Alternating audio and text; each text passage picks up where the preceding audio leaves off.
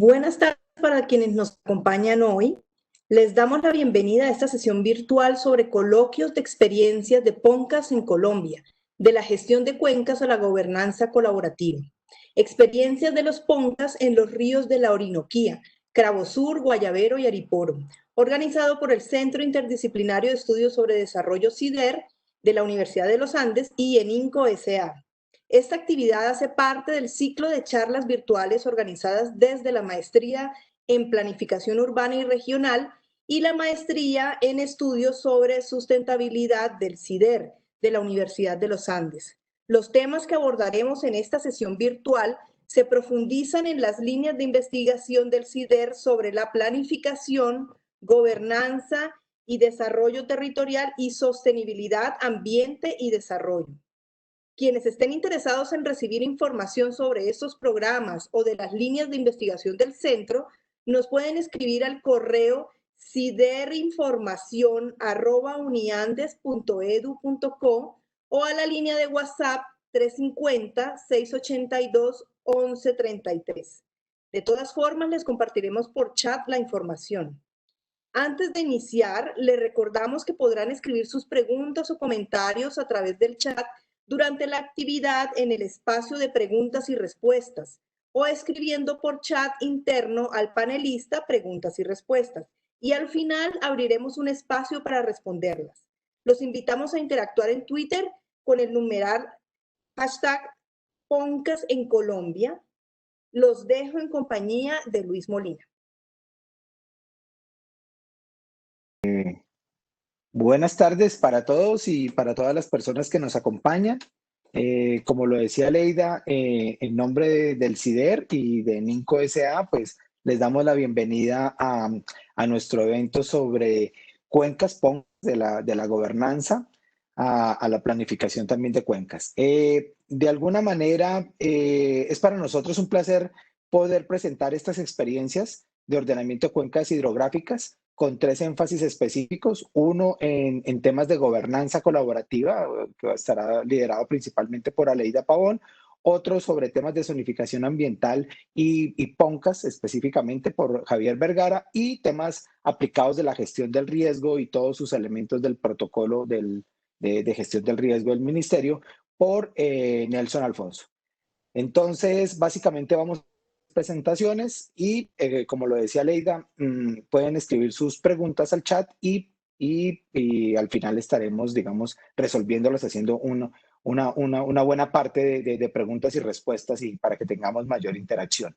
El profesor Andrés Hernández, que es uno de nuestros moderadores, pues está conectándose, ha tenido algún pequeño inconveniente técnico, pero va a estar con nosotros, está escuchando perfectamente todas las ponencias y estará acompañándonos con nosotros al final. Esperemos que esos temas de luz en su sector estén solucionados y lo podremos tener con nosotros. Es muy importante estas líneas de investigación dentro de los programas de maestría del CIDER y, como lo dijo Aleida, si alguien tiene alguna pregunta o quieren profundizar en el tema, con mucho gusto. Entonces, digamos que para no darle más vueltas al asunto, vamos a iniciar con Javier Vergara. Javier Vergara es magíster en Ingeniería Ambiental y biólogo, es subdirector del Grupo de Estudios Urbanos Regionales y Ambientales GEURA. Actualmente es el coordinador técnico de proyectos ambientales del Grupo Empresarial ENINCO. Ha sido profesor de la Escuela de Ciencias Biológicas e Ingeniería Ambiental de la UPTC, así como conferencista invitado y profesor invitado de la Maestría de Planeación para el Desarrollo de la Universidad de Santo Tomás, del CIDER, en nuestro curso de ordenamiento territorial, y ha participado en la coordinación técnica de más de 10 proyectos para planes de ordenación de cuencas hidrográficas en Colombia, planes de manejo ambiental, planes de ordenamiento territorial, áreas protegidas, y básicamente tiene una experiencia muy reconocida en estos temas. Javier es tal vez desde la parte técnica una de las personas que más puede estar sabiendo en este momento en Colombia desde la aplicación de estos instrumentos, y nos va a compartir su presentación específica para el día de hoy. Entonces, pues que no se diga más, compartimos la pantalla y la presentación de Javier Vergara. Javier, muchas gracias por estar con nosotros y bienvenido.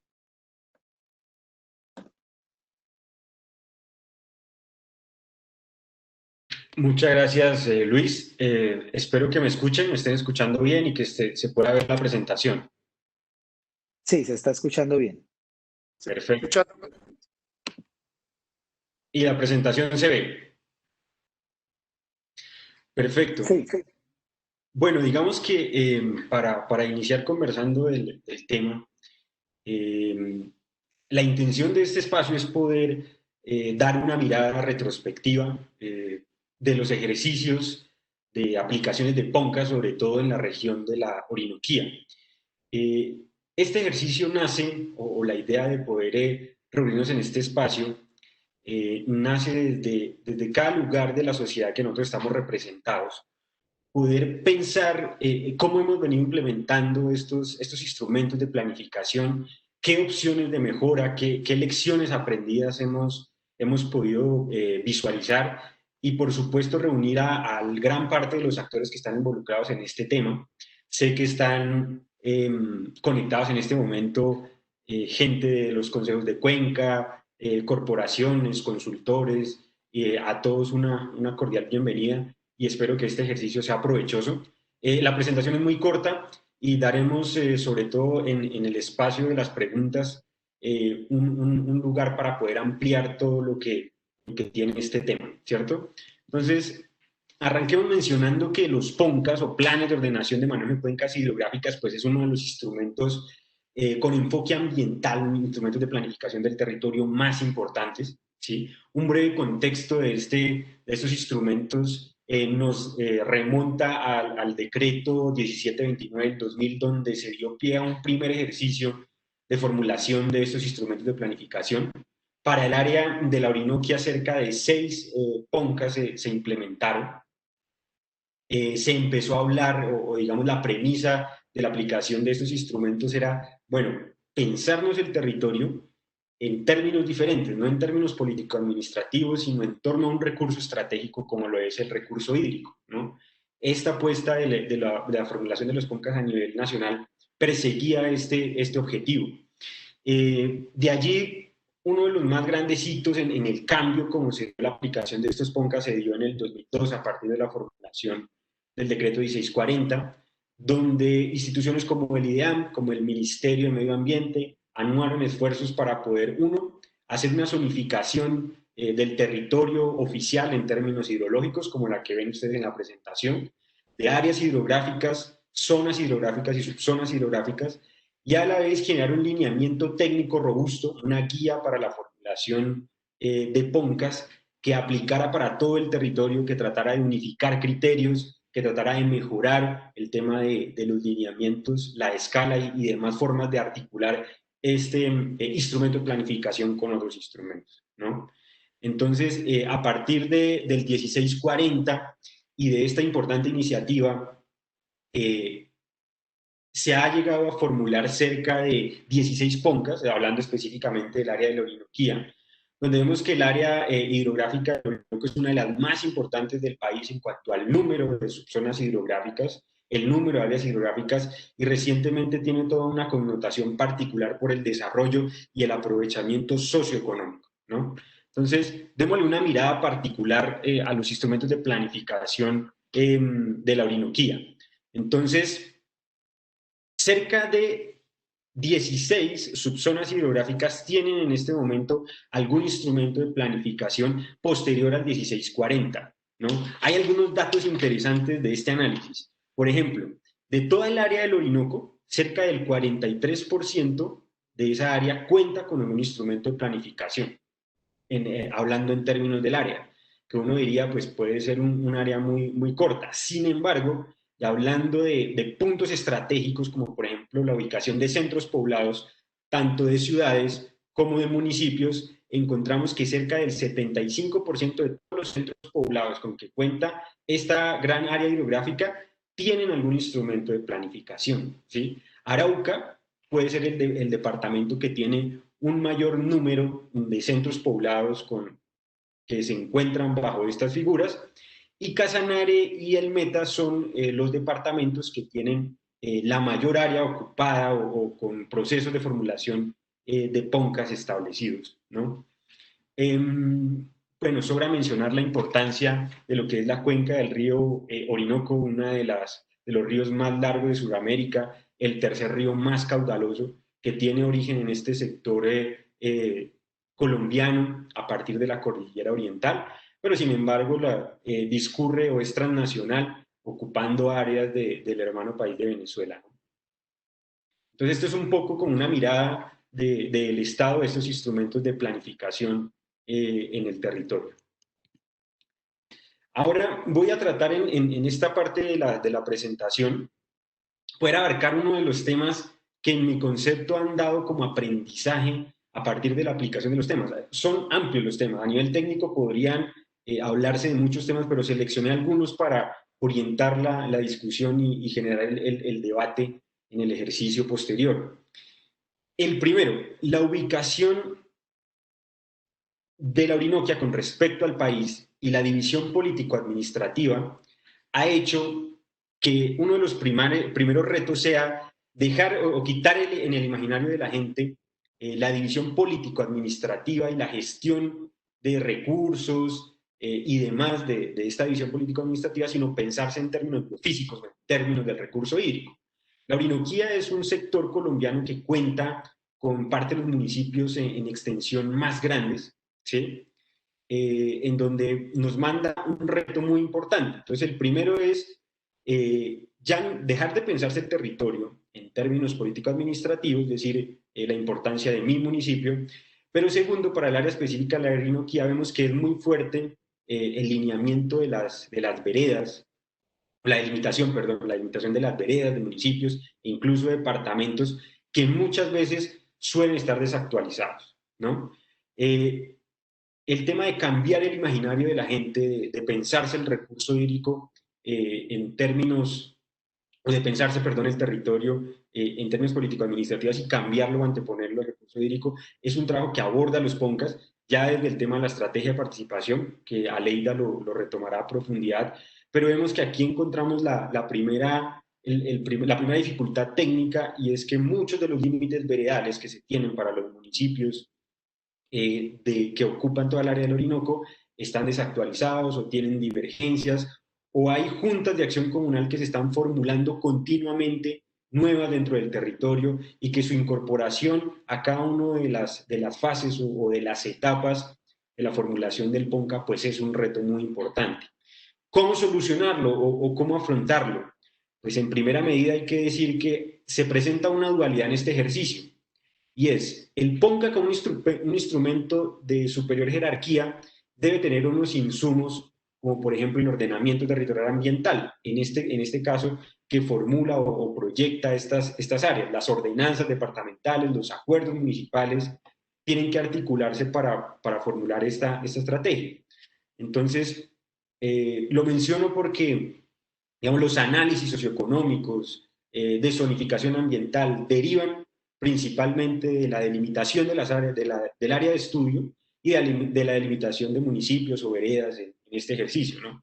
Entonces, les quería contar el caso del río Ariporo. Ustedes lo pueden ver acá, una cuenca de más de 600.000 hectáreas entre los municipios de Hato Corozal y Paz de Ariporo y Támara, donde podemos ver este ejercicio. Una área grandísima que ocupa cerca del 90% por dos municipios, ¿no? De ese modo, cumplimos el reto de poder pensar en el territorio en estos términos. Hay que ser muy cuidadoso con el manejo de estas áreas. Hay que propender por la actualización de toponimias, por el trabajo con los actores para poder ver de mejor medida este escenario, ¿no? Este es uno de los primeros retos. Otro tema, los productos del PONCA, los resultados del PONCA. Primero los pongo en contexto de la diapositiva. Esta es la cuenca hidrográfica del río Cabo Sur, ubicada entre los departamentos de Boyacá y Casanare, donde dentro de la cuenca se encuentra Yopal como eje dinamizador de las características socioeconómicas de toda la cuenca, donde hay una zona alta ubicada en los páramos y una zona baja donde se encuentran esas formaciones típicas de la Orinoquía, las sabanas inundables y demás. Entonces, otro reto que nos plantea la aplicación de este ejercicio es los productos del PONCA y su escala, el nivel de detalle, ¿no? muchas de las dificultades que se presentaron en la implementación de estos ejercicios es, al consultar la información, ver que había ciertas diferencias o discrepancias en torno a la realidad del territorio y lo que consignaban estos instrumentos. Instrumentos como coberturas, geomorfologías, las geologías, que se trabajan a nivel técnico a una escala y que tratan de reflejar la realidad del territorio. Entonces, otro aprendizaje de la aplicación de este ejercicio es que una guía única o la aplicación de una única guía genera una dificultad. Por ejemplo, las dinámicas climatológicas típicas de la Orinoquía, ¿sí? Los aspectos relacionados con comportamientos mononodales o bimodales, dependiendo del área de la precipitación, me modifican en mayor medida todo el paisaje y las características fisiográficas de las cuencas. Esto supone que para la evaluación técnica siempre hay una limitante, es decir, considerar solo dos momentos, por ejemplo, para la caracterización de coberturas es muy difícil, y esto articularlo posteriormente a instrumentos de planificación como la zonificación ambiental y demás, la formulación de proyectos puede generar conflictos, ¿no? Entonces, la aplicación de la guía técnica tiene que ser muy cuidadosa, tienen que partirse de la realidad del territorio, tiene que continuamente retroalimentarse para poder generar insumos que puedan servir para la zonificación ambiental y para todas las demás disposiciones que los PONCA generen en este territorio, ¿no? Es una segunda conclusión. La tercera y más importante con la que quisiera cerrar y abordar el tema de la zonificación ambiental es la articulación de diferentes instrumentos de planificación. Les presento la cuenca del río Guayavero, un área geográfica ubicada en el departamento del Meta, con límites en Cundinamarca, en el Caquetá, con municipios como Uribe, La Macarena, una área geográfica donde hay una conexión entre los Andes y la zona de la Amazonía, y donde también hay diferentes instrumentos de planificación, áreas PEDET, parques nacionales regionales, tenemos también que hace parte dentro del área de manejo especial de la Macarena con distintos DMIs y distintos instrumentos que tienen la vocación de poder articularse, ¿no? Aquí vemos en la diapositiva las zonas de parques, las zonas de la zonificación de la MEM. Entonces, eso hace que se presente una dificultad en el momento de implementar un PONC, ¿no? Aquí, bueno, quería mostrarles en un momento estas áreas maravillosas. También la idea de este ejercicio es poder mostrarle esas áreas maravillosas de la Orinoquía colombiana. Aquí tenemos la zona alta, las zonas de páramos, las zonas de bosque denso, ya hacia la zona de la cuenca media, toda el área productiva de pastos limpios, de cultivos, y la zona baja con unos paisajes maravillosos de la zona amazónica con potencial para la biodiversidad, para los recursos socioeconómicos absolutamente relevantes, ¿no? Entonces, para el ejercicio se plantea o el reto es poder articular tres aspectos de esos diferentes instrumentos de planificación.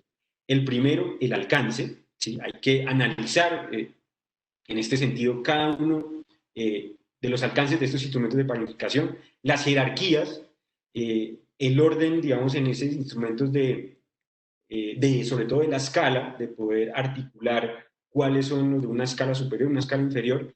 Y por supuesto lo más difícil es una articulación temática, porque vemos que dependiendo del alcance de los diferentes instrumentos, hay temáticas que se sobreponen y hay realidades del territorio que van a confluir. Hay programas que pueden apuntar al mismo desarrollo, ¿no? Entonces, el reto del PONCA o de los PONCA para estos sectores de la Orinoquía es poder articular estos diferentes instrumentos de planificación que existen, delimitarlos en cuanto a su alcance, a su jerarquía y, por supuesto, que la aplicación sea de la mejor manera posible, ¿no? Y voy a detenerme finalmente en tal vez uno de los aspectos más importantes en la aplicación del PONCA como instrumento de superior jerarquía, y es la zonificación ambiental, donde siempre hay una dificultad en el momento de articularlo con el ordenamiento territorial. Se conoce que los PONCAs en su zonificación ambiental y en su formulación son ampliamente utilizados como determinantes ambientales del territorio y como normas de superior jerarquía. generando un lineamiento de uso y manejo a través de una definición de categorías homogéneas para la protección o, en su defecto, para el uso múltiple enfocado hacia el uso sostenible, que permite ubicar, después de la aplicación de unas herramientas prospectivas que conllevan el escenario deseado, el escenario tendencial, un paso a paso cartográfico, la incorporación de las medidas normativas, las medidas cartográficas y de presión sobre el recurso hídrico, sobre las coberturas, sobre las amenazas naturales, sobre los conflictos y sobre el licenciamiento ambiental, para apostar un modelo de ordenamiento territorial que, si bien es llevado cartográficamente a unas categorías de zonificación, es mucho más. Tiene que verse desde la perspectiva de un lineamiento normativo, tiene que verse desde la perspectiva de un lineamiento construido con la comunidad que se configura en lo que son los escenarios deseados, un lineamiento temporal enfocado hacia los análisis tendenciales y un lineamiento cartográfico que le permite a este instrumento ser dinámico en el territorio, que la aplicación y la articulación de esta herramienta con otros instrumentos de planificación o en la consulta para la autoridad ambiental pueda servir, ¿no? Pueda aplicarse a la realidad del territorio y pueda apuntar a los objetivos de la formulación de los PONCAS en el territorio de la Orinoquía, ¿no? Te quedan 5 minutos, Javier, qué pena. Tranquilo, Luis, muchas gracias. Bien, yo quisiera finalizar con cuáles son los retos, en estos 5 minutos abordar cuáles son los retos más importantes que tienen los instrumentos de planificación como los PONCAS en su implementación. El primero, que llega a cumplir con todas esas expectativas que se crearon, ¿sí?, para la Orinoquía colombiana, que la zonificación ambiental pueda ser dinámica, como lo mencionaba, que la aplicación de las estrategias en el marco de la formulación de programas y proyectos se puedan cumplir en el territorio, se le pueda cumplir a la institucionalidad, se le pueda cumplir a todo el territorio colombiano con las expectativas que se crearon en el PONCA, ¿sí? El segundo es incorporar o superarle los aprendizajes que ya he mencionado. Mencionaba algunos, como por ejemplo la delimitación de las áreas, la delimitación político-administrativa, el tema de las escalas, el tema del manejo de la articulación de instrumentos de planificación, pero la apuesta a futuro de estas herramientas tiene que poder aprender de, digamos, entre comillas, de estos errores que se han encontrado, de estos aprendizajes, para poder cumplir con la función de poder preservar los valores ambientales de esta importante región de la Orinoquía. Y, por supuesto, incorporar unas dinámicas nuevas, como por ejemplo, el comportamiento de la biodiversidad, la incorporación de sistemas de plagas, de pandemias, de este tipo de cosas que son muy limitadas en la actualidad en la incorporación de estas herramientas, pero que a futuro, desde el ejercicio de la academia, desde el ejercicio de las mejores formas, del mejor quehacer por parte de las corporaciones y por parte de los profesionales, de tratar de incorporar todas estas nuevas dinámicas, los instrumentos de planificación, para que sigan cumpliendo con la función para la que fueron creados, ¿no?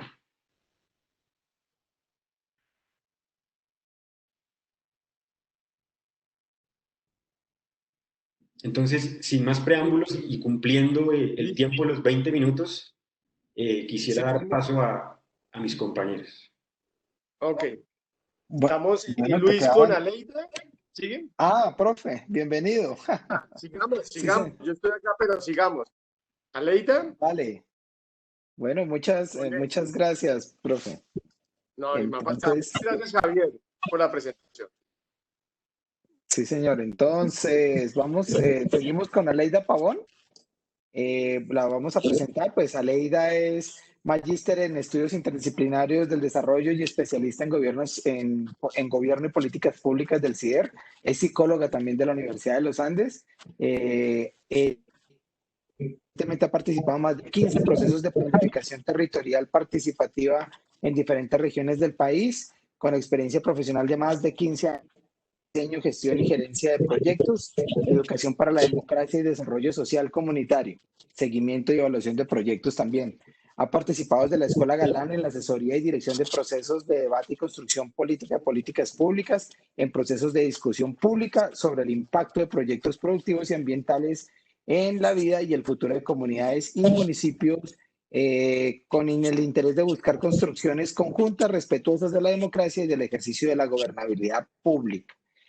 Aleida, pues, como ya la habíamos presentado, nos va a dar una charla sobre lecciones aprendidas para construir gobernanza colaborativa en la Orinoquia. Entonces, te dejo la palabra, Leida, y bueno, te iré molestando así como a Javier cuando te queden 5 y 2 minutos. Vale, listo. Muchísimas gracias. ¿Están viendo la pantalla que estoy compartiendo? Se ve, ¿cierto? Sí se ve. Sí. Perfecto. Pues la idea aquí es simplemente ir tomando nota de algunos elementos, porque alrededor del ejercicio participativo en la construcción de estos PONCAS hay muchísimos aprendizajes y hay muchísimas cosas que decir. Pero pensando en el ejercicio para la Orinoquía, y lo chévere de este tipo de escenarios es que le permiten a uno ir organizando la experiencia y el conocimiento para poder verlo desde otra perspectiva y poder ayudarse con los instrumentos y con las herramientas que desde la academia se pueden trabajar. Y uno de esos elementos es la gobernanza colaborativa, ¿sí?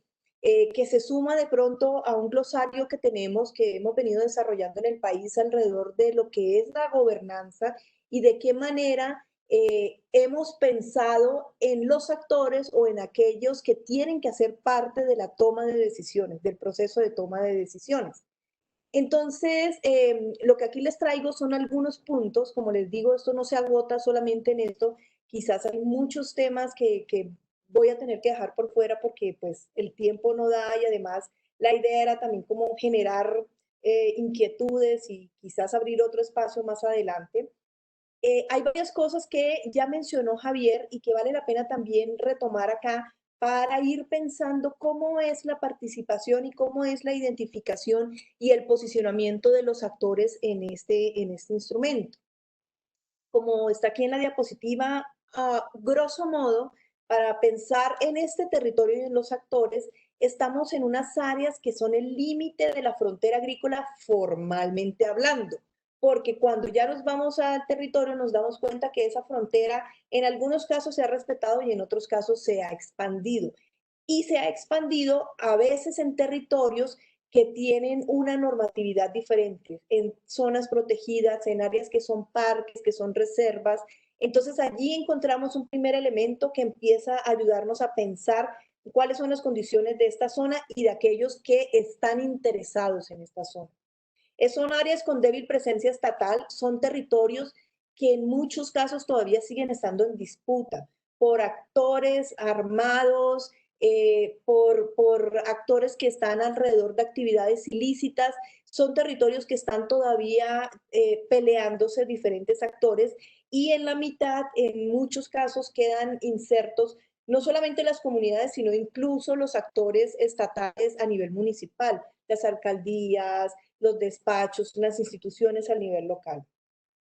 Son regiones con procesos de fortalecimiento comunitario desligado del centro. Lo interesante también ha sido descubrir territorios.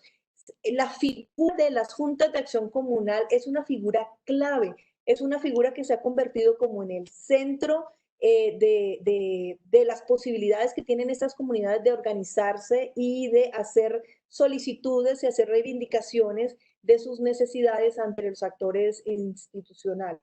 Son dinámicas económicas y productivas de autoabastecimiento. En la gran mayoría de los casos no encontramos en estas zonas bordes, no encontramos procesos que vayan más allá del autoabastecimiento, guardadas las proporciones. En algunos casos encontramos cosas muy puntuales y específicas, pero pues les estoy hablando como una característica general. Hay muy poca capacidad de los municipios y de las comunidades dentro de los municipios para poder incidir en agendas regionales y nacionales.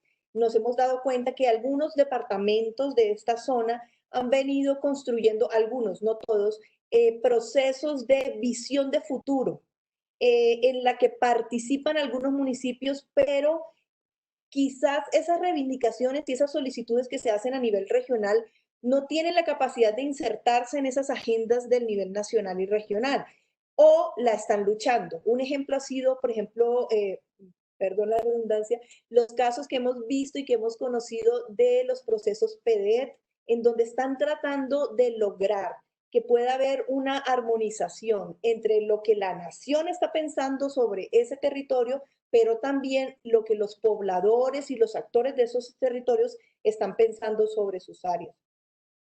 Y describo dos tipos de agendas. Hay unas agendas nacionales en el territorio, es decir, cuál es la mirada que tiene desde el centro, la nación, sobre esos territorios y cuáles son sus intereses en esos territorios. Encontramos que hay intereses ambientales, es zonas en donde encontramos muchos parques, muchas reservas, muchas zonas protegidas. Es zonas donde también hay búsqueda y hay interés por parte del sector de hidrocarburos. Son zonas que esperamos se pueda consolidar y no echar para atrás. Son zonas que están en posconflicto en este momento, están tratando de reconstruirse y de repensarse de una manera diferente. Son zonas en donde el tema del manejo de tierras es un tema clave. La asignación de títulos, quiénes están ocupando los baldíos, quiénes están ocupando parques nacionales, de qué manera se resuelve eso. Desde el centro se está pensando y si se dan cuenta también hay una coincidencia en algunos de estos puntos porque esa es otra de las temáticas que también son importantes para los actores en esta región y es por ejemplo el tema de tierras, el tema de poder tener la titulación y poder tener el acceso a las tierras, las actividades productivas, qué tipo de actividades realmente les permitirían tener una mejora en sus ingresos y dinamizaría los desarrollos de estas regiones. Ahí también estoy hablando de conexión con centros regionales y estoy hablando no solamente de lo básico de conexión en vías, porque hay zonas con las que no contamos con este tipo de conexiones directas y por supuesto son zonas en donde todavía está el tema del conflicto. Yo pensé en algunos retos, no se agotan ahí, insisto, algunos retos para, para construir esta gobernanza colaborativa que también está pensado como de qué manera encontramos que listo, todos los actores deberían tener como las mismas condiciones y capacidades para poder participar en la información y en la toma de decisiones, pero encontramos que estas condiciones no son iguales en todas las regiones de nuestro país y estos son algunos de los retos que se plantean pensando en estas regiones. No hay cobertura estatal. Lo mínimo que se necesita es poder tener servicios y seguridad. La gente no se puede desplazar a reuniones porque hay zonas que no es posible que te puedas desplazar. Condiciones de servicios mínimos y básicos, y no solamente estoy hablando de agua, de electricidad, estoy hablando de salud, de educación, de posibilidades de desarrollo productivo. También están pensando en de qué manera se disminuye la incidencia de pequeñas acciones y proyectos productivos pequeñitos para pensar en acciones articuladas y de largo plazo que tengan consistencia y que permitan jalonar procesos que realmente se inserten y se estabilicen dentro de estas comunidades. Un tema básico y que luego recojo más abajito es el tema de qué tanto conocimiento hay entre todos los actores de una región sobre los diferentes otros actores que están presentes, cuáles son sus competencias, cuáles son los mecanismos y los instrumentos bajo los cuales se podría entrar en un diálogo y en una discusión para tomar algunas decisiones. Eso lo había planteado anteriormente. No es claro la forma en la cual se pueden construir esas visiones de futuro de una manera que sea mucho más integral, que sea mucho más articulada. Obviamente hay puntos en los cuales se pueden llegar a acuerdos fácilmente y otros que no, pero al menos se trata de reconocer cuáles son esos puntos de total diferencia y que aleja a los actores, pero al menos reconocerlos. A veces ni siquiera hay esa posibilidad. Y me voy a centrar para hablar ya de las experiencias específicas en dos grandes puntos: confianza hacia los actores externos. Eso es supremamente importante. Hay muchísima desconfianza en estas regiones por algunas de las cosas que están relacionadas allí atrás. No tienen una asistencia estatal o el Estado es débil, no considera sus propias visiones de futuro para tomar decisiones sobre las regiones y no conocen cómo pueden incidir, cómo pueden participar, cómo pueden aportar para ser parte de. Y lo otro, el otro tema importante es la información. Parece tonto, pero es que es un tema fundamental. No se pueden tomar decisiones si no hay, si no se tiene total información, porque sería casi un imposible que se tenga la mayor cantidad y la facilidad de poder acceder a la información. Eso ha venido cambiando un poco con el tema del Internet y con el tema que ha venido impulsando el gobierno desde hace mucho tiempo, y es de ser mucho más transparente en las decisiones que está tomando y ponerlo todo en la red, publicarlo de manera que cualquier ciudadano pueda tener acceso a ello. Todavía no hemos llegado al punto en el que todos podamos tener un acceso libre a la información. Estoy hablando en términos generales de todos los que viven en estas regiones, pero bueno, ahí se está trabajando. Eso permitiría, es mi planteamiento en este tema, eso permitiría generar una mayor horizontalidad, es decir, que no hayan unos actores que puedan tener más capacidades y más información y estén más seguros en la toma de decisiones y otros que no tanto, y sí permitiría que se pudieran contemplar todas las opiniones y todos los puntos de vista de aquellos que están interesados en el territorio para la toma de decisiones. Y pues ya entrando en detalle, esto es muy corto, también cosas que habían dicho Javier, es increíble, pero hoy en día todavía no tenemos claridad sobre los límites departamentales entre Meta y Caquetá, ¿sí? Todavía no está establecido y digo que es increíble porque si no tenemos límites departamentales, como decía Javier, pues obviamente cuando vamos a las regiones encontramos que no hay límites claros entre los municipios, menos a nivel veredal.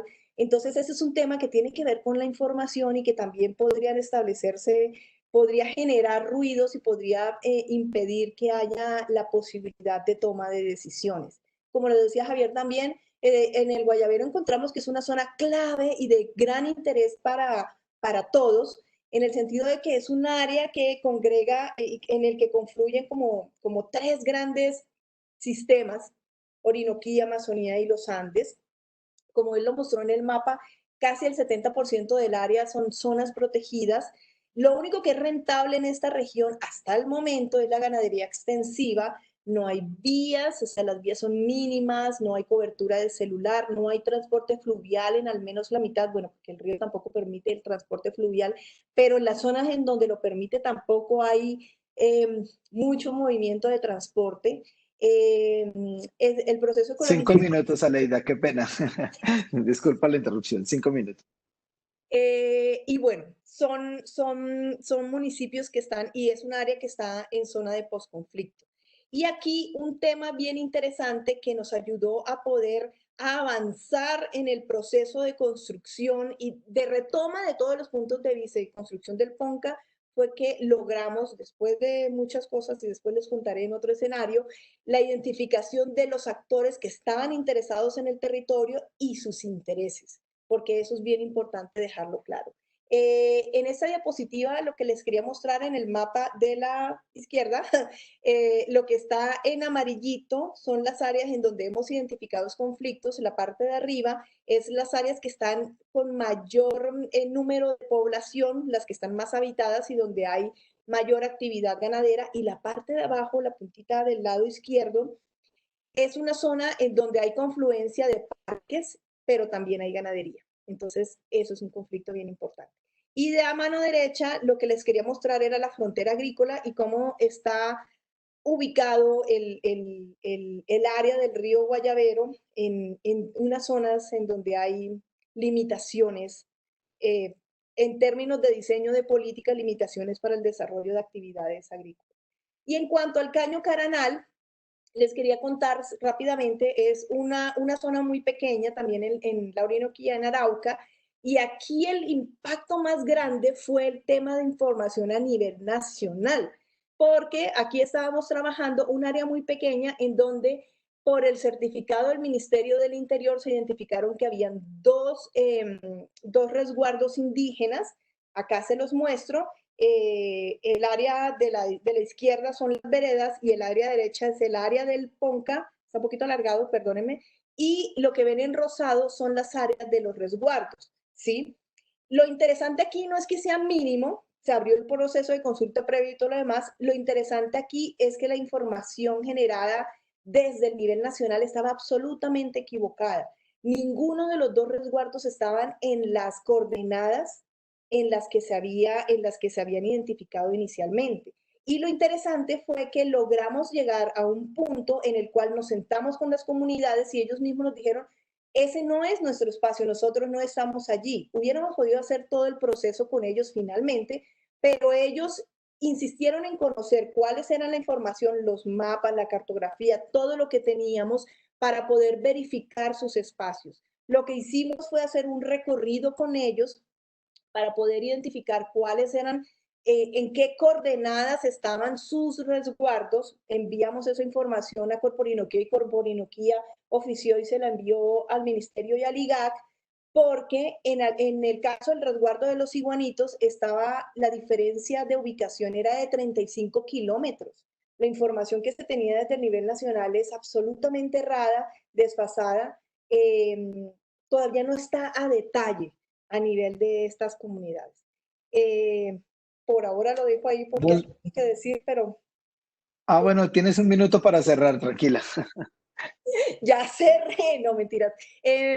Una cosa más que nos permitió también hacer este ejercicio y es que en la parte de abajo, en la foto que ustedes ven, ese es el río Kusai, y que también habla de las dos cosas, del manejo de la información, de poder sentarse a debatir en igualdad de condiciones dónde está el territorio, cómo corroboramos que ese es el territorio, también nos permitió hacer una actividad de valor agregado para esta comunidad.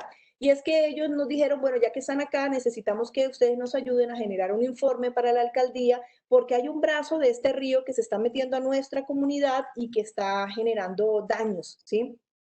Entonces lo que hicimos fue ir con ellos a este recorrido, poder identificar en dónde estaban estas áreas, que ahora nos va a hablar un poco Nelson quizás del tema grosso de gestión del riesgo, para poder identificar en dónde estaba esa área que podía causar daño a sus comunidades y a sus cultivos.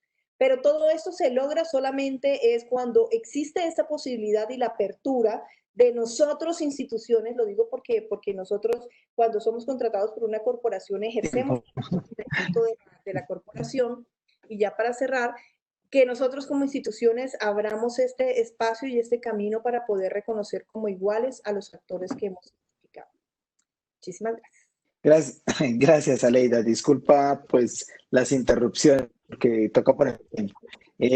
Bueno, ahora seguimos con Nelson Alfonso. Nelson Alfonso trae la ponencia sobre incorporación de la gestión del riesgo en PONCAS.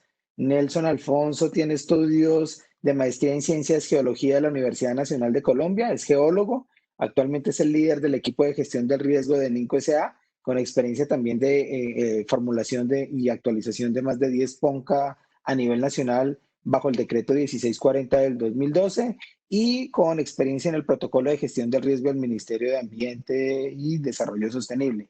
De igual manera es consultor en temas de gestión de riesgo de desastres, de limitación de rondas hídricas y geología ambiental y ha participado en la coordinación de la incorporación de la gestión del riesgo a planes de ordenamiento territorial como Cota, Puerto Salgar, Zipaquirá en Cundinamarca y como Curillo y Albania y Valparaíso actualmente en Caquetá en el marco del convenio de la cooperación alemana con estos municipios.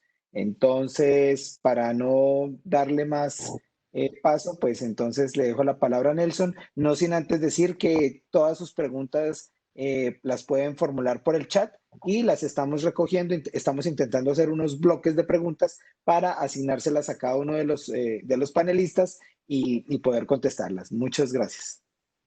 Gracias, Luis. ¿Me confirmas el audio y la presentación, por favor? Perfecto, las dos cosas.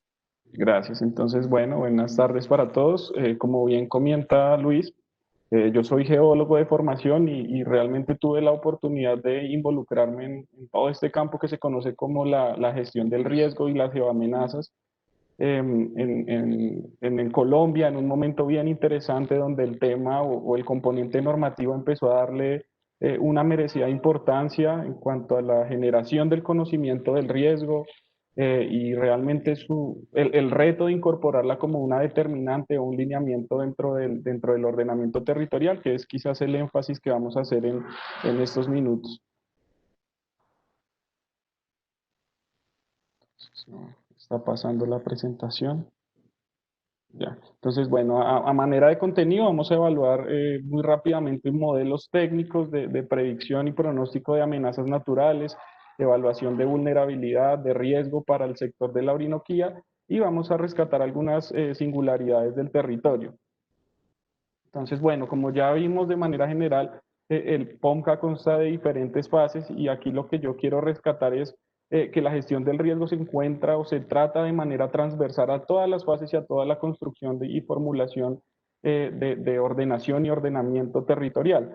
Entonces, desde un inicio donde se empieza a reconocer las características físicas, morfológicas de nuestro territorio, a partir de las cuales también se empiezan a construir los modelos de amenaza, los modelos de vulnerabilidad, entendiendo todos estos factores que vimos en las ponencias anteriores que están dentro de nuestra cuenca, de nuestro sitio de análisis, y que involucran también esos escenarios de riesgo. El tema de prospectiva, cómo la gestión del riesgo debe incorporarse en la zonificación ambiental, entonces reconociendo que las zonas de amenaza alta van a generar, de acuerdo a las metodologías, un condicionante en el uso del suelo, y finalmente la formulación, que es como con base en todas esas demás elementos o fases de la gestión, de la incorporación de la gestión del riesgo, vamos a definir finalmente estrategias, programas y proyectos que cumplan su fin o su objetivo, que es reducir o mitigar el riesgo, siempre también con el gran objetivo de salvaguardar las vidas humanas. Entonces, bueno, una pregunta que siempre surge en estos espacios es: ¿qué amenazas naturales deben evaluarse e incorporarse en el ordenamiento territorial? Entonces resulta que, bueno, como respuesta a esto, el gobierno nacional, en algunos ejercicios que hizo inicialmente en apoyo del Banco Mundial y otras entidades estatales, empezó a hacer un análisis general de cuáles eran las causas naturales de los desastres en Colombia. Entonces, dentro de ese análisis general salen elementos o fenómenos como las inundaciones, los incendios forestales, los deslizamientos, pero ya en un análisis más profundo, en cuanto al cobro de víctimas fatales por tipo de desastres, sale quizás un fenómeno respecto a causas o recurrencia estaba muy tímido, y son las avenidas torrenciales. Y las avenidas torrenciales, en cuanto a un fenómeno que poco se presenta, pero que cuando se presenta por su misma característica física es de los que más cobran víctimas y han cobrado víctimas fatales en el territorio nacional. En cuanto a la fisiografía, ya vimos y evaluamos de manera muy general. Entonces, la Orinoquía pues tiene un componente fuerte del sistema orogénico de la cordillera oriental de Colombia, toda una parte de alta montaña, una sección también de piedemonte, que es justamente donde se encuentra esa zona de montaña con todo lo que se considera la sabana inundable. Y precisamente, bueno, las vastas o las extensas zonas de llanura van a condicionar también unas características bien importantes en el territorio. El primer fenómeno o evento que vamos a analizar son las inundaciones. Entonces, en cuanto a la susceptibilidad y caracterización de inundaciones, entendemos, bueno, que los territorios en este sector de sabana se han ido constituyendo o formando bajo unas características específicas y obedeciendo también a unas dinámicas importantes. Entonces, acá tenemos como caso de ejemplo un centro poblado, Caribayona, el cual se ha desarrollado en uno de los meandros del río Túa. Entonces, digamos que en términos generales, este municipio o este centro poblado, perdón, ha desarrollado o ha ejecutado sus actividades económicas, que ya en cierto modo se encuentran adaptadas en un sentido corto a las condiciones físicas y de inundabilidad del territorio. Sin embargo, en eventos extremos, ya las afectaciones han sido mayores, ya infraestructura y otros temas importantes. Entonces, cuando uno empieza a hacer el análisis, bueno, ¿y ahí qué sucede? Realmente en la figura acá a la izquierda de la pantalla, vemos que ese centro poblado se desarrolló precisamente en una zona externa de un meandro. Esta fotografía aérea es de la década, si mal no recuerdo, del 60, antes de constituirse el centro. una zona de rompimiento y donde constantemente el río se encontraba inundando y generando algunas características bien importantes que el municipio, que la población supo utilizar y se acomodó. Pero entonces acá la pregunta es, bueno, ¿y cuáles están siendo y cuáles serán las implicaciones futuras de ese establecimiento? Entonces, precisamente el análisis de inundaciones dentro de los POMCAS se plantea entendiendo cuál es esa dinámica natural de nuestros cuerpos fluviales en torno al agua, precisamente, cómo se ha comportado, cómo ha evolucionado, planteando también parámetros de hacia dónde evolucionará o qué características tendrá en futuro. Así se construyen modelos de susceptibilidad, después simulaciones, bueno, con periodos de precipitación extrema, qué caudales me van a generar, hacia dónde se va a desplazar todo ese volumen o esa masa de agua una vez colmate la capacidad del canal, y así se construyen en cierta medida los modelos de amenaza. Entonces los modelos, como es de esperar, pues la sabana precisamente inundable configura unas regiones extensas, zonas que han generado inundaciones lentas por esas crecidas y colmatación de canales, donde muchas veces la población ya se ha acomodado a unas dinámicas o ya tiene un grado de adaptación, pero en otras no tanto. Cuando los eventos son extremos, entonces empezamos a configurar y ver casos muy puntuales como el que nos mencionaba Leida, donde ya debemos convivir con esto que es una dinámica natural, completamente natural de los cuerpos de agua, pero en la cual nos hemos acomodado como población. En cuanto a los movimientos en masa, esta es la cuenca del río Guayavero que nos presentaba Javier. Entonces, una de las limitantes para construir los modelos acá es que es una cuenca donde toda su parte alta realmente es inaccesible. Entonces, parte del ejercicio que se hizo del trabajo de campo, bueno, fue generar unos recorridos y un análisis en zonas próximas a la cuenca donde no, pero que continúan, digamos, donde se evidenciaban la continuidad de lineamientos, de características geológicas y geomorfológicas, pero todo esto apoyado en información y tecnología satelital que nos permitía identificar precisamente esas zonas de deslizamiento, esas zonas de flujo de detritos por donde, donde habían ocurrido y donde estaban ocurriendo recientemente ese tipo de fenómenos. Y bueno, y realmente acá el inventario y el análisis que se hace es en la parte alta se reconocieron más de 500 fenómenos de remoción en masa y eventos morfodinámicos, pero en toda una sección que consideramos o que realmente es poco intervenida y de difícil acceso. Entonces, es una región natural que tiene un ciclo también, que tiene una dinámica en cuanto a la formación de su paisaje y que es precisamente la que conforma o la que ha construido esos paisajes tan interesantes de la región. El análisis de la amenaza pues se realiza por métodos determinísticos, esto es tomado de las guías, entonces se combinan diferentes factores, el tema de los suelos, el tema de precipitaciones, el tema de sismicidad para construir esos escenarios de amenaza, de cómo sería un comportamiento de los suelos ante diferentes fenómenos o detonantes en algún momento dado. Las avenidas torrenciales pues son un fenómeno mucho más complejo, realmente son fenómenos en su análisis bien interesantes y bien complejos porque son procesos mixtos o que combinan diferentes fases o etapas. Entonces, podemos hablar de una fase inicial, a ver si puedo presentar acá el puntero.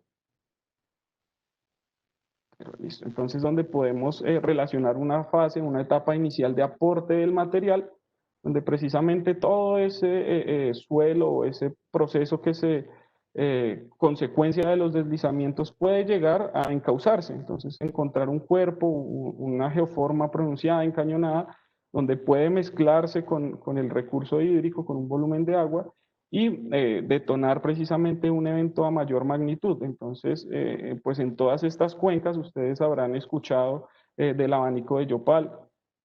Precisamente se da ese comportamiento donde en la parte alta tenemos una alta susceptibilidad y alta amenaza a sufrir fenómenos de movimientos en masa que en muchos casos llegan a confluir o encontrarse en zonas encañonadas o zonas con importantes flujos de agua y generan esas mezclas que más adelante van a generar unas zonas de depósito, que entonces ya hablamos de la primera fase de zona de desprendimiento o aporte de material, una segunda fase que es donde todo ese material se empieza a mezclar con agua, formando un cóctel bien especial, y llega finalmente a una zona donde ya las condiciones físicas y geomorfológicas cambian, contrastantes, entonces una zona de llanura o una zona donde la energía, digamos, cambia en el medio, y es donde precisamente se deposita todo ese material. Entonces acá una pregunta bien interesante es, bueno, de todas estas zonas, ¿cuál zona es la que mayor grado de afectación se ha visto históricamente en Colombia? Y es cuando uno empieza a preguntarse, por ejemplo, bueno, Armero, el Cinco tubo lárico minuticos, de Nelson, Armero, qué pena. gracias, Luis, ¿en dónde se ubicaba? O Mocoa, ¿en qué estas secciones se ubicaba? Y precisamente acá es la importancia de reconocer estas geoformas de depósito, dentro de las cuales pues destacamos que Yopal se identificó y bueno, ya ha sido reconocido históricamente, se encuentra dentro de unas zonas, y así a lo largo de todo el Piedemonte empezamos a identificar poblaciones que están expuestas en estas áreas. Entonces, Agua Azul y bueno, un recorrido bien importante, se destacan varios asentamientos ubicados en esas zonas. En cuanto al análisis de vulnerabilidad y riesgo, entonces, una vez construidos los escenarios de amenaza, ya empezamos a hacer una evaluación de todas esas condiciones, no solo físicas de infraestructura, sino todo el tema social, económico, de cómo se encuentra la población, índices de necesidades básicas insatisfechas, calidad de vida. Podemos responder ante una emergencia. Nuestros municipios cuentan con estrategias municipales, consejos municipales de gestión del riesgo, para hacer un análisis y finalmente como producto punto de la vulnerabilidad y de la amenaza construir nuestros escenarios de riesgo. Entonces acá quiero dejar a modo de reflexión dos escenarios construidos. Uno es en la cuenca precisamente de Cravo y otra en la cuenca del río Guayavero, donde encontramos por avenidas torrenciales y por movimientos en masa respectivamente un análisis que quiero plantear en la discusión, y es, bueno, por ejemplo en el río Guayavero, como les decía, el fin último de esto es empezar a plantear una serie de programas, políticas y proyectos encaminados a la reducción del riesgo, y es, bueno, en entornos naturales realmente vale la pena plantear programas enfocados a esto cuando estos fenómenos se han encargado de moldear, de modelar realmente el territorio como lo vemos ahora. Otro aspecto es, bueno, la responsabilidad social en la construcción y generación del conocimiento y la misma gestión del riesgo. Vemos el caso de Yopal, que se encuentra en una zona de abanico. Como les decía, la gestión del riesgo como un eje transversal y multidisciplinario en todo el ordenamiento territorial, y el desafío de no solo construir conocimiento de riesgo, sino incorporar la gestión del riesgo como un lineamiento o como una determinante en el ordenamiento territorial, entendiendo que cada una de estas cuencas y territorios tiene unas características propias a las cuales se debe aterrizar todo este contexto. Entonces, con eso terminaríamos. Muchas gracias. Luis, ¿qué te parece? Gracias, Javier. Hola Luis, ¿cómo Sí, te profe. va? A ver, ¿qué Bien, te profe. parece si podemos organizar algunas preguntas? Si quieres, tú organizas la de riesgo. Yo ya tengo algunas, por ejemplo, para Nelson relacionadas con las de riesgo, y yo tendría algunas que han planteado y otras más para Javier y Aleida, y se las ponemos. Yo tengo aquí algunas, y si quieres arranco con unas y tú sigues con las de riesgo si quieres. Para Perfecto. Javier, por ejemplo, ¿sí? Para Javier hay Vale. algunos planteamientos interesantes, pero para todos también. Sí, Pensando señor. también en el tema de los PONCAS como instrumentos, hay como dos relaciones. ¿Qué tanto las dinámicas de gobernanza en el territorio que por ejemplo, Aleida nos señaló algunos elementos claves de esa gobernanza, al igual que Javier, fortalecen los PONCAS, y al mismo tiempo en la otra dirección, qué tanto los instrumentos de los PONCAS fortalecen la gobernanza colaborativa? Frente a eso tengo tres preguntas para Javier. Va a recoger aquí algunas. ¿Cuál sería, preguntan algunos de los que están escuchando el webinar, cuál sería la estrategia para que los municipios inmersos en las cuencas elaboren POT de manera conjunta para que el ordenamiento supere el nivel municipal e integre digamos, los lineamientos del PONCA. Ese es un primer elemento. Una segunda pregunta relacionada con esto, Javier, es si las guías para la elaboración del PONCA deberían ser modificadas y en qué puntos. Si en estos aspectos relacionados con la articulación con los POT. Y yo te quería señalar otras dos preguntas interesantes. En el caso del río Guayuriba, ¿tú qué podrías decir la experiencia de cómo se ha dado la articulación entre instrumentos de planificación a nivel territorial? Es decir, los PDETs, ¿sí? ¿Qué relación han tenido con ese proceso y que tú pudieras señalarnos? Y una última pregunta, si en este ejercicio de identificación de áreas de importancia ambiental, ¿qué pasa cuando hay áreas que no tienen un sustento normativo y legal, pero hay que reconocerlas? La población y cómo se da ese proceso y el papel del PONCA articulado con la población, y qué papel también cumplirían las figuras de los escenarios deseados, porque en los modelos de zonificación ambiental no es solamente la cartografía, sino que se incorpora al escenario deseado. Entonces ahí tenemos como esas cuatro grandes temas, ¿sí? Para que tú nos pudieras contar.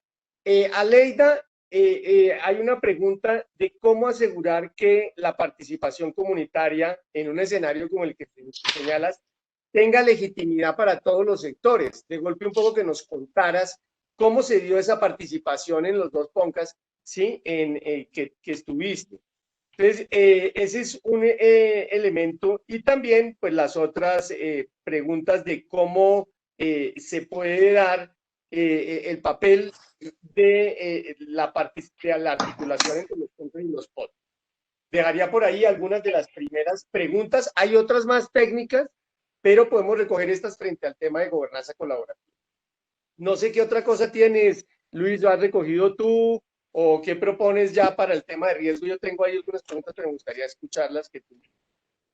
Sí, aquí tengo unas entonces para Javi, pues hay de riesgos y unas, digo, para Nelson, y unas que yo sé que él no tendría problema, y es adicionalmente cómo se hace ese empalme con los POT municipales. O sea, cómo eso que resulta de los PONCAS, cómo se empalma con los POTs, que es una pregunta muy importante. También, sí, para los tres realmente. Hay una que dicen que si consideran que la guía de PONCAS debería ser modificada y en qué puntos, me parece también que es para los tres.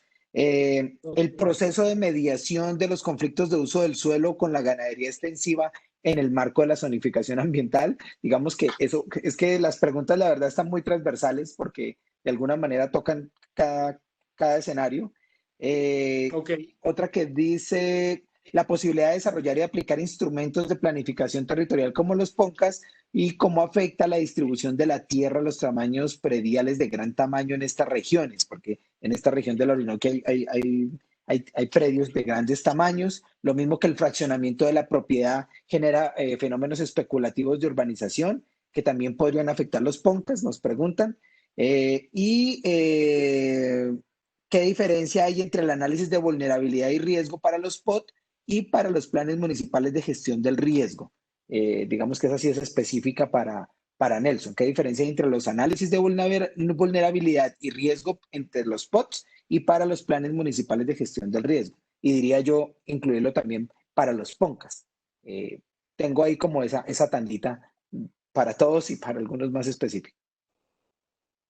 Muy bien, entonces Nelson también contestaría el conjunto de todas, no solamente las de riesgo, que me parece interesante tener la opinión de Nelson.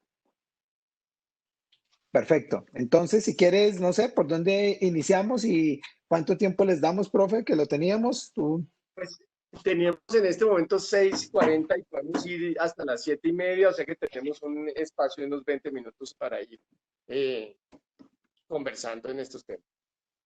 Listo, entonces iniciemos cada uno, arranquemos como con 6 minutos, así cada uno, y luego retomamos otra vez, ¿les parece? Como para hacerla un poco dinámica. Vale, entonces iniciamos. Digo, hasta las 7, entonces tendríamos 6 por 3, 18 y hacemos un pequeño cierre. Listo, 5 minutos cada uno, entonces yo les sigo llevando el tiempo. iniciamos en el mismo orden. Entonces, Javier, por favor, con gusto, inicia. Muchas gracias, Luis. Bueno, voy a tratar de abarcar las diferentes preguntas en un orden que nos pueda llevar a la conclusión final. Bueno, primero quería saludar a Leonel, a todas las personas que nos han escrito, unos comentarios supremamente buenos, la verdad, a Fairuz, que tiene unas preguntas, unas precisiones técnicas muy interesantes, a Dania de Cúcuta, a todos un saludo. Entonces, la primera pregunta, la modificación de la guía, ¿es pertinente modificar la guía? Aquí hay un tema interesante. Yo creo que va a ser muy difícil consolidar unos únicos lineamientos técnicos que sean aplicables a todo el territorio colombiano. Diría que es casi imposible. Me remitiría a algunas cosas que abordaría para la Orinoquia que pueden plasmarse en la guía técnica, solo algunas. Y además trataré de contestar algunas de las preguntas que nos ponen ahí con este tema. Por ejemplo, la interpretación de coberturas en la guía técnica me plantea en dos momentos. Como tome un momento, uno, que digamos esta valoración se basa en la consolidación de imágenes satelitales, la interpretación de sensores remotos y demás, una metodología que no voy a profundizar, pero que me toma dos momentos, dos ventanas que digamos yo voy a comparar. Resulta que para la Orinoquía, como bien lo mencioné en la presentación, hay un comportamiento monomodal y bimodal de las condiciones de lluvia que hacen que el paisaje me cambie drásticamente a lo largo de un año. Es decir, no es lo mismo si yo hago una valoración en invierno o hago una valoración en época seca, y eso me modifica absolutamente todos estos insumos base, y posteriormente cuando lo voy a articular con otros productos, pues ahí me genera unas discrepancias. Entonces, y así hay varios temas. Por ejemplo, en el tema de las estaciones hidrológicas, hay una muy buena instrumentación en áreas como las zonas digamos, la zona montañosa o la zona de la cordillera oriental. Hay unos sitios que tienen muy buena instrumentación, pero ya adentrándonos en la zona de la sabana hay muy poca instrumentación, ¿sí? Entonces, pues, digamos, sí existe una instrumentación para el territorio, pero, digamos, en los términos en que lo plantea la guía es muy difícil cumplir con estos lineamientos, tanto de tiempo, para tener en cuenta esta información climatológica, que son cerca de los 20 años, o se trata de apuntar hasta este parámetro de los 20 años y demás. Entonces, para cerrar este tema de las guías, yo diría que específicamente para la Orinoquía hay que crear unos lineamientos específicos que la hace que es muy diferente a otras áreas hidrográficas del país. Y yo creo que a futuro es muy difícil consolidar una única guía que se aplique. Sé que en este momento el Ministerio de Ambiente está retroalimentando, así como lo estamos haciendo el día de hoy, la guía para la formulación de PONCAS. Entonces, digamos que estas discusiones son pertinentes en este momento.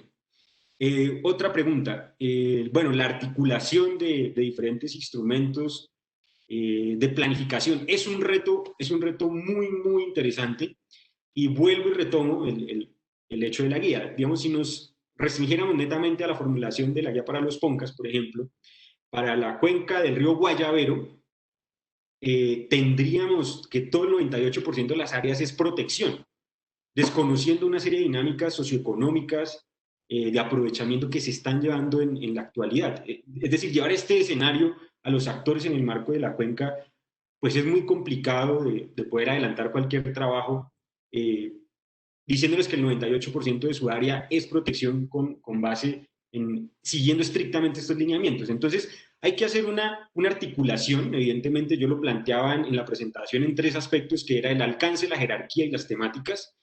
Puede ser, se hizo, digamos, como propuesta para el río Guayavero, tratando de respetar, digamos, hasta el momento las diferentes instituciones que tienen estos instrumentos, los diferentes alcances que tienen, y poder más bien que el PONCA sea un instrumento que las articule y que las haga operativas dentro del territorio, no desconociéndolas, no sobreponiéndolas, pero digamos que es un ejercicio que tiene que hacerse desde la parte del ejercicio de participación como los productos técnicos, ¿no? Por ejemplo, para poner un ejemplo, digamos, ya puntual de cómo se haría esto.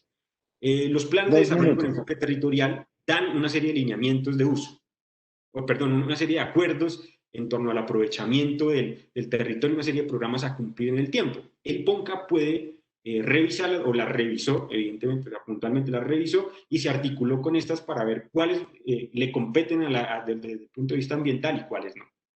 Ahora, sobre la que quisiera enfocarme muchísimo más, los escenarios deseados, la configuración de una estructura ecológica principal en la zonificación ambiental. Uno de los ejercicios que más hay que mejorar o que hay que proyectar de una mejor forma para llevar al territorio es esta zonificación ambiental. Como bien lo mencionaban en los comentarios, hay una serie de limitaciones técnicas, una serie de limitaciones bibliográficas, si se quiere, o de implementación de la definición de una estructura ecológica principal, de la valoración de servicios ambientales, pero también hay diferentes estrategias o metodologías para poder incorporarlas dentro del ejercicio, ¿sí? La incorporación de clasificación de categorías de servicios ambientales para ir articuladas con una estructura ecológica principal. Es posible, es viable. Digamos que es necesario desmarcarse en este punto de algunos de los lineamientos que plantea estrictamente la guía PONCA, obviamente con miras a tener una base normativa sólida para poder que sea operativa para el territorio.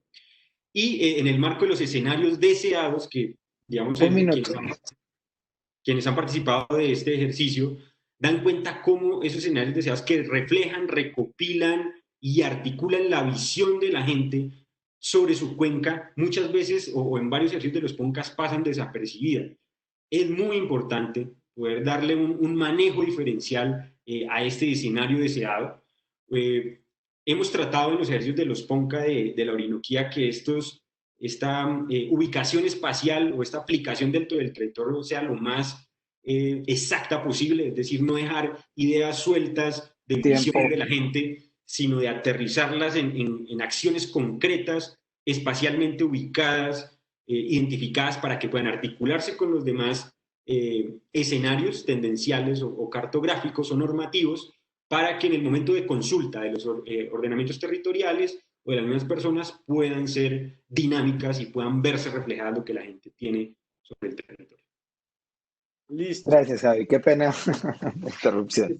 Sigue, profe. Unas dos preguntas más para que podamos cerrar, sí, que se nos va el tiempo, que es muy interesante, es que plantearon acá para que la sumen, si quiere después Javier puede retomar, es cómo fue el proceso también, Aleida y Nelson, de mediación de los conflictos de uso del suelo con ganadería extensiva en el marco de esos procesos de zonificación ambiental. Esa es una pregunta interesante. Y hay otras dos preguntas más, Luis. Una es cómo afecta la distribución de la tierra, los tamaños prediales de gran tamaño en estas regiones, la posibilidad de desarrollar y aplicar instrumentos de planificación territorial como los PONCAS. Yo esa pregunta se las dejaría después de que respondan. De golpe se refieren a esa que me parece también otra pregunta que nos... Y el fraccionamiento de la propiedad por fenómenos especulativos y de urbanización también podrían afectar los PONCAS. Entonces, esas dos preguntas finales las podríamos retomar, pero entonces concentrarnos también, sí, los dos en esa primera previa. Y por último, Nelson, ¿qué instrumentos necesitan las entidades para trabajar la gestión del riesgo si no hay PONCA? Bueno, entonces ya podemos seguir, Luis. Era simple. Sí, adelante. Sigue Aleida, creo que íbamos en ese. Entonces, para darles bien 4 minutos, 4, y con eso retomamos la última que está bien interesante. O si la quieres ir retomando, pues con gusto. Bueno, voy a tratar de condensar alrededor de una figura que estaban preguntando por ahí, el Consejo de Cuenca. El Consejo de Cuenca, como fue formulado, efectivamente es una instancia mucho más consultiva que decisoria. Sin embargo, hay que ver que ha dependido, si uno se pone a mirar las experiencias de los consejos de cuenca en las diferentes regiones del país, uno encuentra que ha habido consejos de cuenca que han sido muy dinámicos, que han tenido su propia, que han montado su propia estructura de trabajo, porque además son representantes de diferentes sectores que no necesariamente llegan con el mismo bagaje técnico para poder revisar y atender todos estos documentos y toda la información que genera un PONCA, pero han generado dinámicas bien interesantes para poder nutrir a otros miembros del Consejo de Cuenca que no tienen esa preparación, para que tengan la posibilidad de poder leer y opinar sobre los documentos. Y hay consejos de cuenca que han incidido muchísimo en la formulación, porque creo que Oscar lo preguntaba. Efectivamente, hay consejos de cuenca que han revisado cuáles son como las principales problemáticas, cuáles son los escenarios que finalmente se acuerdan, los escenarios apuesta, y de qué manera se logra superar esas problemáticas para llegar a esos escenarios. Ellos han definido muchos de los proyectos que se plantearon en la formulación, entonces ahí vemos que en algunos consejos esto ha venido funcionando. ¿Qué hay que seguir haciendo? El trabajo que ha venido haciendo el Ministerio de Ambiente y algunas corporaciones es ir revisando cómo están funcionando los diferentes consejos de cuenca y generando redes de manera que se puedan apoyar unos a otros. Porque es que el proceso de formulación de este PONCA no resuelve la problemática de la participación de las comunidades y tampoco resuelve la necesidad de formación de los actores en los temas que se están abarcando. Es un primer paso.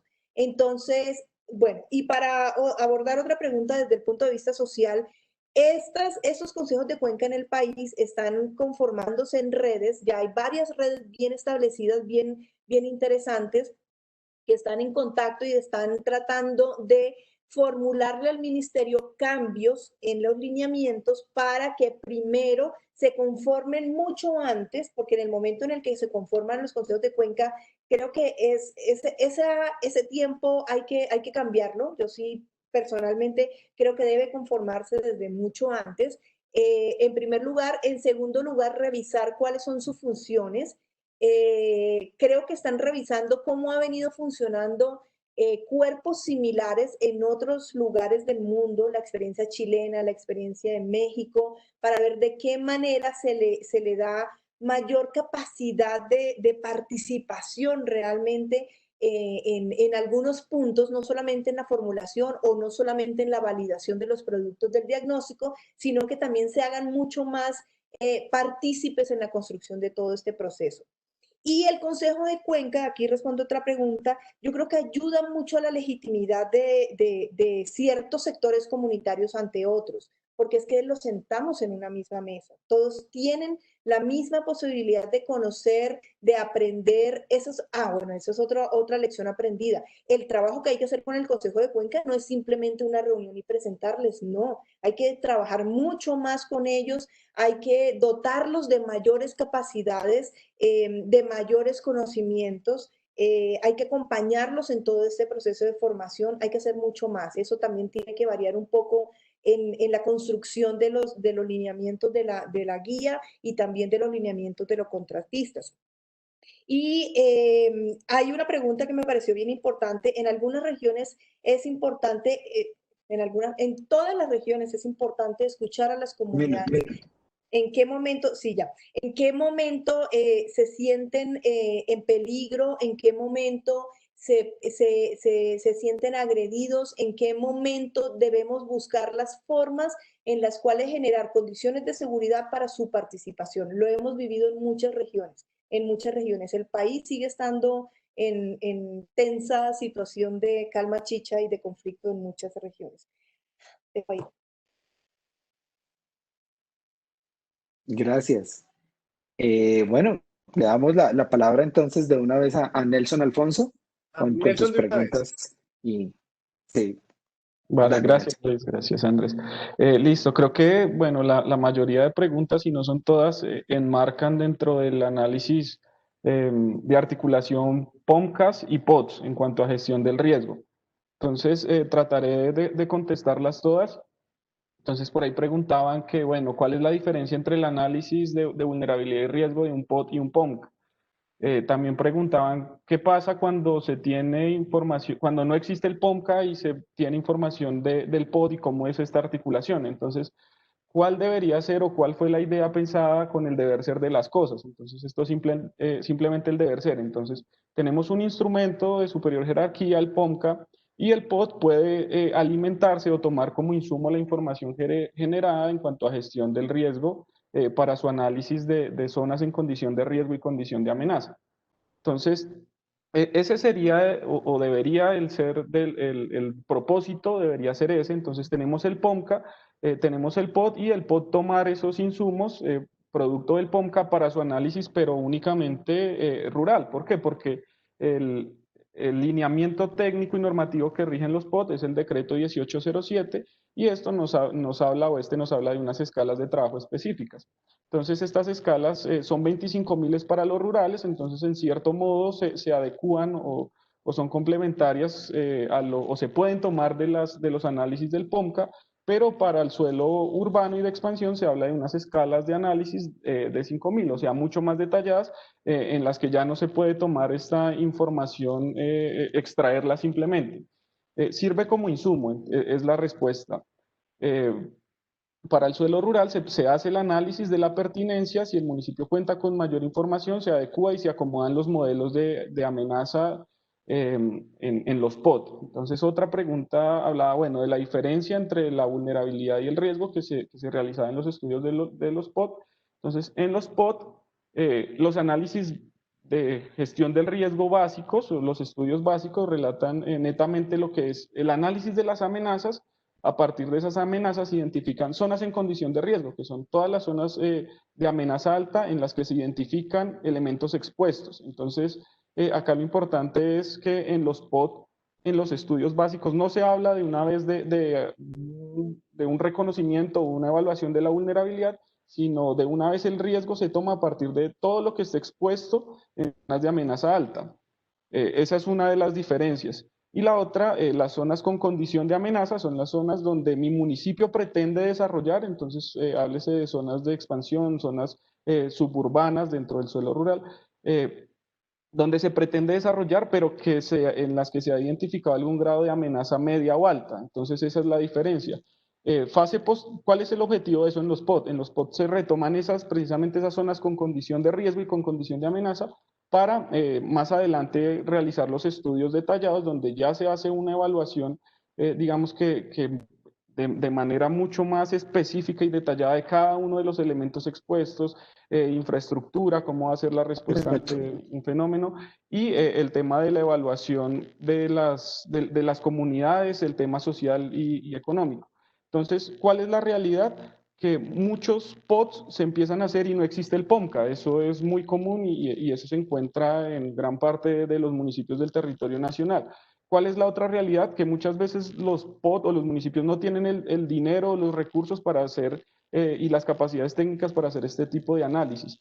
Entonces, acá es donde se empieza a mirar esas formas de armonizar y de apoyar ese análisis y esos estudios en la gestión del riesgo precisamente desde una gobernanza donde muchos aliados se integren en este tipo de análisis y apoyen este tipo de estudios.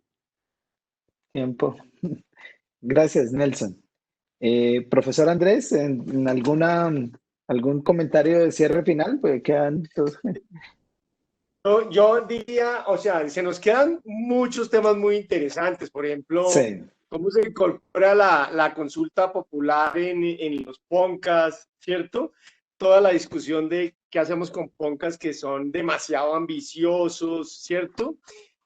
Pero fíjate que yo quisiera que cada uno rematara con dos aprendizajes de cosas positivas. Por ejemplo, este tema en términos de los diferentes temas que planteamos. Por ejemplo, en temas de articulación de instrumentos, ¿sí? Ha habido articulación de instrumentos, los PONCAS con los PEDET, con las consultas, o los PONCAS con las DTs.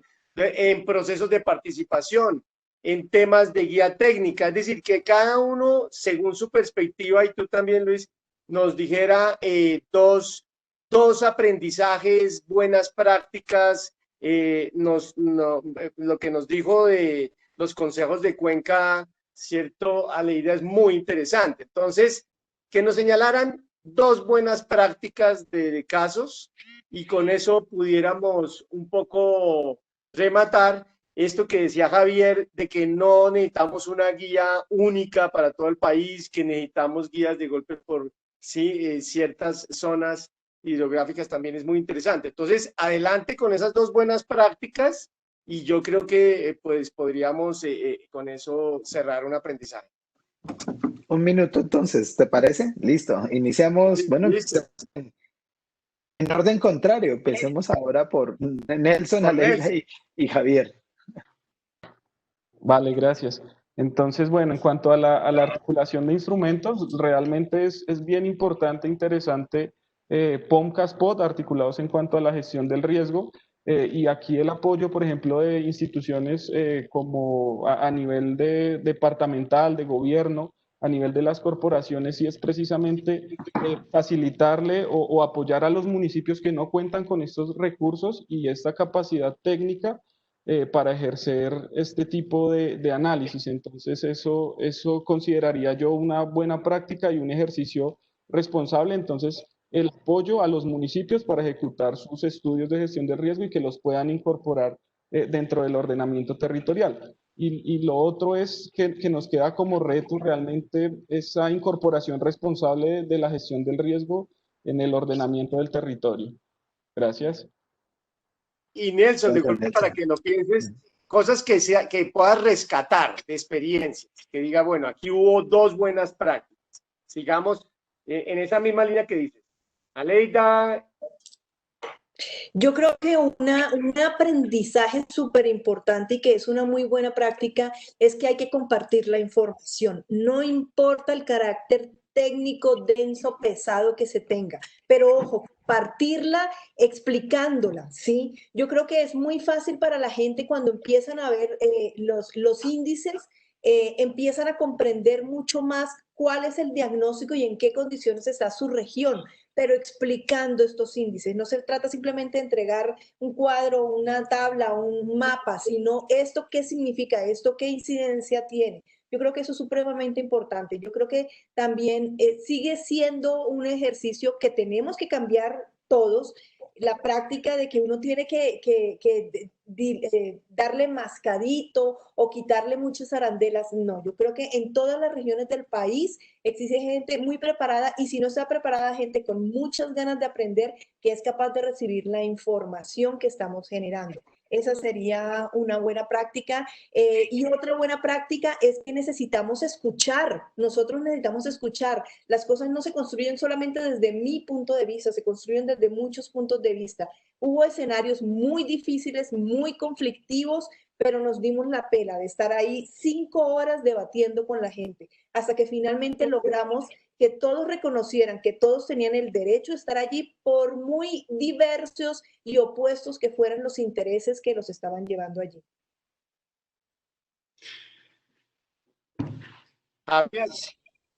Bueno, yo mis conclusiones daría tres cosas. Yo creo que el primero, y desde mi experiencia en estos ejercicios, es que el PONCA como instrumento para ayudar a resolver muchos de los conflictos en el territorio tiene una importancia que incluso ni se había contemplado en la formulación de la guía. Tiene una importancia y una contundencia poderosa.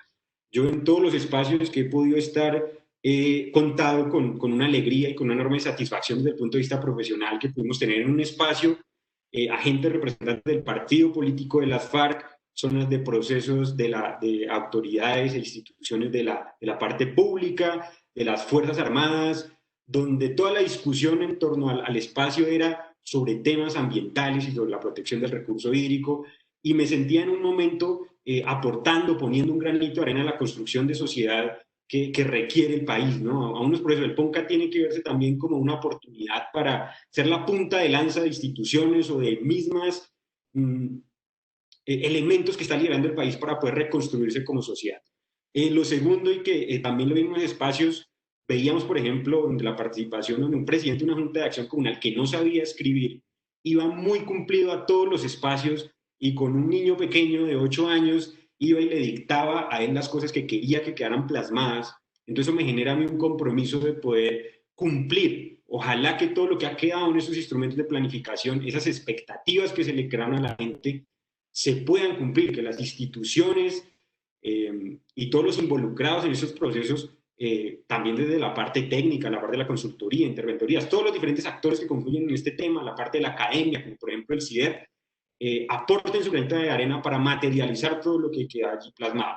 Y por último, cerrando el tema de las metodologías y la zonificación ambiental, la zonificación ambiental está ahí, está viva, es un tema que no hemos investigado a profundidad, que hay un lineamiento institucional, normativo, pero que merece ser retroalimentado, que merece ser mejorado a través de procesos de investigación, de la academia, de la aplicación, de la gobernanza colaborativa, diferentes enfoques que nos pueden permitir mejorar este instrumento, poder masticar y llevárselo mejor a los actores, a las instituciones, para que lo puedan aplicar y esa ordenación y esa articulación con el ordenamiento territorial sea cada vez mejor. Gracias, Javi. Bueno, me tomo los 10 segundos para opinar. Dale, Luis. Sí, yo creo que los temas de ordenamiento de cuencas pondría rápidamente, para no quitar mucho tiempo, dos aprendizajes muy fuertes. Uno, el hecho de que estemos trabajando un aspecto técnico como las escalas 1.25.000 ya se empezó a unificar para todos este tipo de implementación de instrumentos a nivel regional y rural, que es muy importante. Yo he recalcado mucho eso en otros escenarios. El profesor Andrés lo sabe, como el que tuvimos hace 8 días con la UPRA, y me parece importante todos los ejercicios a 100.000 para nivel nacional, pero llegar a 25.000 en todas las áreas es un insumo importante. Aquellos municipios, los EOTs, los que se necesita para incorporar en sus POTS y en los temas de ordenamiento también social de la propiedad. Uno. Dos, otro aspecto positivo que me parece es que se están poniendo, bueno, en algunos ejercicios, en otros ha fallado, pero se está poniendo sobre la mesa los intereses. Es que tener un interés dentro del ordenamiento del territorio no es malo. Lo malo es no plasmar esos intereses que sean y que todos los que están involucrados los planteen a la luz de los intereses también de otros y que de alguna u otra manera se concerte y se lleguen a decisiones sobre el territorio, que no son fáciles de tomar, pero que en definitiva, por ejemplo, en el caso de Yopal, tuve que analizar, dado que la zona de amenaza alta por avenidas torrenciales para casi toda el área urbana, pues estaba ahí latente y al principio se quería negar, pero al final todos terminaron aceptando que esa y que se debe planificar y tomar decisiones en torno a eso. Ahí quedo con mis dos punticos para opinar. Gracias, Andrés. ¿Algo más sobre el tema del riesgo que te haya quedado ahí, que quisieras decir sobre aprendizajes? Muy interesante esto de unificar las escalas. Y que ya lo había dicho, me parece en esa misma línea también. Me parece clave enfatizar en eso. Yo quisiera también un poco decir que en últimas el PONCA es definitivamente una herramienta y un instrumento para dar respuesta a muchos conflictos de diferente índole también, ¿no? Eso que hizo Javier también, de que ahí hubo, que estuvieron incluso, que el PDD ayudó a trabajar, a hacer un trabajo social, ¿sí? Y se junta con dinámicas del PONCA y que eso permite avanzar, pues se vuelve poderoso, ¿no? Entonces, pues, no, yo creo que con todo esto que hemos planteado, pues yo les agradezco muchísimo a los 5 por haber estado, a Javier, a Nelson, ¿cierto? A Leida, a Luis, ¿sí? Porque realmente lo que ustedes están haciendo en el INCO es absolutamente innovador y de punta, ¿sí? Muchas veces en la academia desconocemos estas prácticas que desarrollan empresas de consultores, de expertos, y me parece que la academia aprende muchísimo del conocimiento que ustedes desarrollan en sus empresas, en su labor profesional, y nosotros también podemos aportar. Para mí es un gusto estar organizando este coloquio con ustedes y bueno, no tengo más que agradecerte, Luis, a ti y a tu equipo. Y el próximo vamos a trabajar, vamos a aportar desde tesis y desde trabajos de consultoría en torno al PONCA del Río Bogotá, al PONCA que es bien interesante, y los invitaremos, les estaremos anunciando un poco sobre el tema, y así vamos a hacer otros 2 o 3 más en este semestre. Entonces, pues damos por cerrado y les agradezco muchísimo el haber participado. Gracias, Andrés, y gracias a todos y a los participantes. Los esperamos en la próxima. Muy amables. Ok. Muchas gracias a todos. Feliz tarde. Ok. Muchas gracias. Muy bien y nos vemos en el próximo.